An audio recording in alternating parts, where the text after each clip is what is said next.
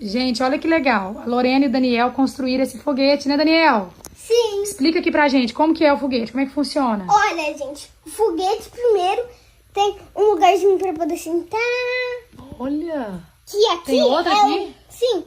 Nesses dois lugares consegue dirigir o foguete. Olha. E o último... São os pilotos. E o último tem uma cozinha pra poder comer. Olha. E beber também. Muito bonito esse foguete, viu? E bem aqui do lado da coisa de dirigir, aí tem uma caminha pra eles poderem deitar. Olha, gente, que chique. Muito legal. Muito mesmo. Parabéns, viu? I searched the world to my head just to find out your ways better. Oh, oh, your ways better.